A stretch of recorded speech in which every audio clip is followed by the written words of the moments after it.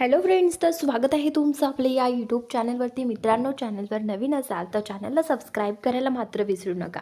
चला तर मग आपण आपल्या एपिसोडकडे बोलूयात. तर आता ही इंद्राची आई जी आहे मालती, ती इथे राणीचा अपमान करत असते आणि तिथे तिचे बाबा देखील आलेले असतात.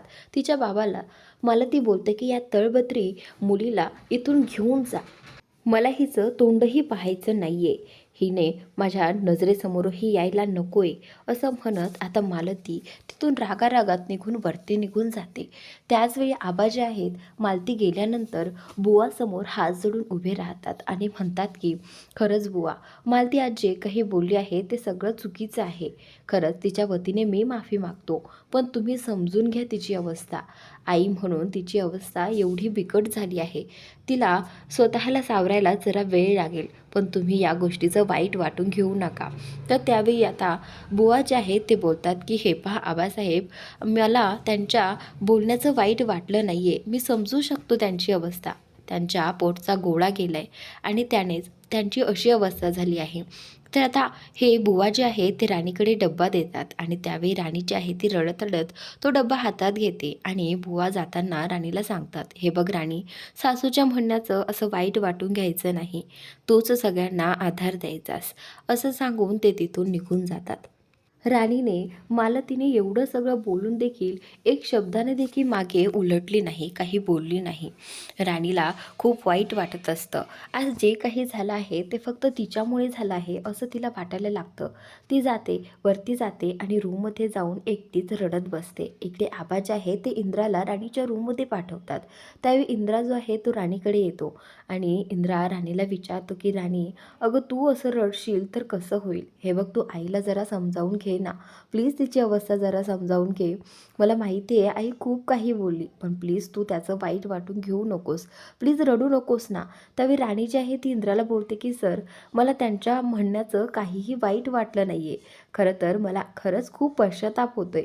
जर मीच चिकूला डब्बा आणायला पाठवलं नसतं तर आज हे झालंच नसतं. हे सगळं काही माझ्याचमुळे झालं आहे. तर त्यावेळी इंद्रा जो आहे तो राणीला समजावत असतो, हे बघ राणी, हे जे काही झालं आहे ते तुझ्यामुळे नाही झाले, तू असं स्वतःला गृहीत धरू नकोस.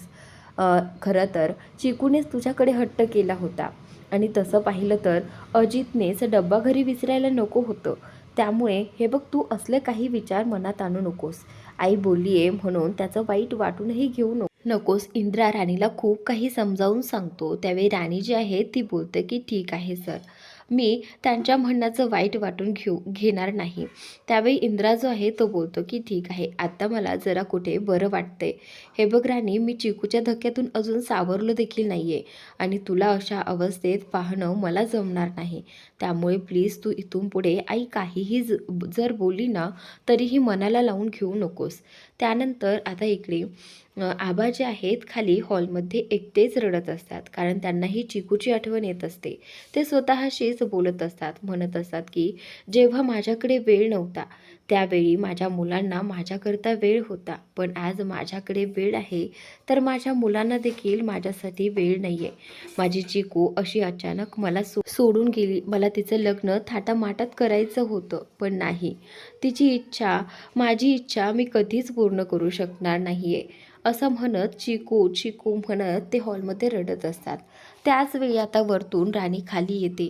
राणीने देखील डोळे वगैरे पुसून खाली आलेली असतात. आबांना कळतंय की राणी किचनकडे चाललेली आहे. तेवढ्यात आबा स्वतःला सावरत डोळे वगैरे पुसत राणीकडे जातात आणि त्यावेळी राणी जी आहे ती आबांना बोलू लागते की आबा, तुम्ही ठीक आहात ना. त्यावेळी आबा जे आहे ते बोलतात की हो बाळा, मी ठीक आहे, पण हे बघ, मला ती जे काही बोलली आहे तू त्याचं वाईट वाटून घेऊ नकोस राणी. त्यावेळी राणी जी आहे ती बोलते आबांना, नाही आबा, मला खरंच त्यांच्या बोलण्याचं वाईट वाटलं नाही आहे. तर आबा जे आहे ते बोलतात की पुरी, तू कशाची बनली आहेस गं, मालतीने तुला खूप काही बोललं तरीसुद्धा तुला त्याचं काहीही वाटलं नाही, उलट एक शब्दही तिला बोलली नाहीस, खरंच तू कशाची बनली आहेस. तर राणी जी आहे ती इथे गप्पच उभी असते. त्यावेळी आता राणी जी आहे ती आबांना बोलते की आबा, मला तुम्हाला एक गोष्ट सांगायची आहे. त्यावेळी आबा जे आहे ते म्हणतात की बोल ना. तर पुन्हा राणी विचार करते की मी ही गोष्ट आबांना सांगू की नको. तर आबा जे आहे ते बोलतात की अगं बोल ना. तर राणी बोलते की नाही नाही नको, नंतर सांगेल. तर आबा जे आहे ते बोलतात की मला चिकूच्या मनातलं कधी काही कळलं नाही आणि शेवटपर्यंत कळणारही नाही. पण राणी तू तरी तुझ्या मनातलं सांग ना गं, या बापाशी शेअर कर ना.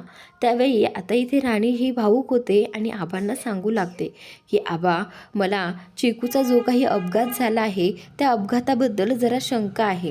मला असं वाटतं की हा अपघात नाही आहे तर घातपात आहे. कारण जेव्हा चिकू माझ्यासाठी डब्बा घ्यायला घरी आली होती तेव्हा तोच डब्बा घेऊन ती टेरेसवर गेली होती आणि ती भाजी तिथे सांडलेली होती. तर मला असं काहीतरी वाटतंय की घरात नक्की असं काहीतरी घडलंय जेणेकरून चिकूला टेरेसवर जावं लागलं. तर आता आबा जे आहे ते इथे राणीला बोलतात की हे बघ राणी, तुझ्या मनात शंका आहे ना, तर तू त्याच्या खोलात जा आणि त्याचा शोध घे. तर आता राणी जी आहे ती बोलते की हो आबा, मी नक्कीच याचा शोध घेईल. तर आबा बोलतात की तुला माझा या गोष्टीसाठी पाठिंबा आहे, मी नेहमीच तुझ्या पाठीशी उभा राहील. तर त्यावेळी आबा तिला सांगून तिथून निघून जातात. तर राणी जी आहे ती बोलते की आता मला आबांची परमिशन मिळाली आहे म्हटल्यानंतर मी हे करू शकते. पण आबा जे आहेत ते राणीला शेवटचं सांगून जातात, राणी याबद्दल कुणालाच काहीही सांगू नको. जोपर्यंत या गोष्टीचा छडा लागत नाही तोपर्यंत ही गोष्ट आपल्या दोघांमध्येच राहील. तर राणी बोलते की ठीक आहे. असं म्हणत आबाही तिथून जातात आणि राणीही तिथून जाते. इकडे इंद्रा जो आहे तो रूममध्ये एकटाच कॉटवरती बसलेला असतानाच राणी पाहते की अजूनही इंद्रजित सर खचलेलेच आहेत. राणी बोलते की असं खचून कसं चालणार, इंद्रजित सर जर घराबाहेर पडले नाही तर कसं, किती दिवस आणखीन ते स्वतःला असं कोंडून ठेवणार. त्यावेळी राणी जी आहे ती आता इंद्राकडे जाते आणि त्याला बोलू लागते की सर प्लीज तुम्ही स्वतःला सावरा ना, असं किती दिवस एकटे बसणार, मला वाटते तुम्ही ऑफिसला जायला हवं. तर त्यावेळी इंद्रा जो आहे तो राणीला बोलतो की राणी तू असं म्हणूच कसे शकतेस. तर आता राणी बोलते की मला माहीत आहे चिकूच्या जाण्याने तुम्ही खूप खचले आहात, पण तरीसुद्धा असं बसून असं एकाच जागेवर बसून कसं चालेल सर, तुम्हाला घराबाहेर तर पडावंच लागेल ना. तर आता राणी बोलते की सर एक मिनटं. तर राणी लगेचच एक वही आणि पेन घेते आणि इंद्रजितच्या हातात देते आणि बोलते की सर तुम्ही यावरती तुम्हाला चिकूबद्दल जे काही वाटतंय ना तुम्ही यावरती लिहा. तर इंद्रा बोलतो की म्हणजे राणी याने काय होणार आहे. तरीसुद्धा राणी बोलते की नाही, तरीही तुम्ही तुमच्या मनात काय चाललेलं आहे ते सगळं यात लिहून काढा. इंद्रा जो आहे तो त्याच्या मनातलं सगळं काही एक एक करून लिहू लागतो. त्या नोटबुकवरती लिहिल्यानंतर इंद्राच्या मनातलं सगळं काही हलकं झाल्याचं वाटलं. त्याला काहीतरी मनातलं बोलल्यासारखं वाटलं आणि लगेचच त्याने राणीला मिठी मारली आणि राणीला बोलू लागला की खरंच मी जे काही लिहिलं आहे त्याने मला असं वाटलं की खरंच मी चिकूशी माझ्या चिकूशी बोलतोय आणि माझं तिने सगळं काही ऐकलं आहे. आणि रडत रडतच तो म्हणतो, आणि हे लिहून मला खूप बरं वाटलं राणी. आबा जे आहेत ते मालतीच्या रूममध्ये आलेले आहेत आणि मालतीला जाब विचारतायत की राणीसोबत तू जे काही वागले आहेस ते एकदम चुकीचं होतं, तू असं वागायला नको होतंस, तू तुझ्या तोंडावरती कंट्रोल ठेवायला हवा होता. त्यावेळी मालती जी आहे ती बोलते की हे पहा, काय चुकीचं बोलले मी, जे काही झाले तेच तर बोलले मी. तर आबा जे आहे ते बोलतात की तू बुवांचा अपमान का केलास, तुला माझ्या इज्जतीचंही काही पडलं नाहीये का. त्यावेळी आता ती बोलते की त्या वस्तीमधल्या लोकांचा काय एवढा विचार करायचा मी, माझा पोटचा गोळा गेलाय त्यांच्या मुलीमुळे आणि मी कसला विचार करू.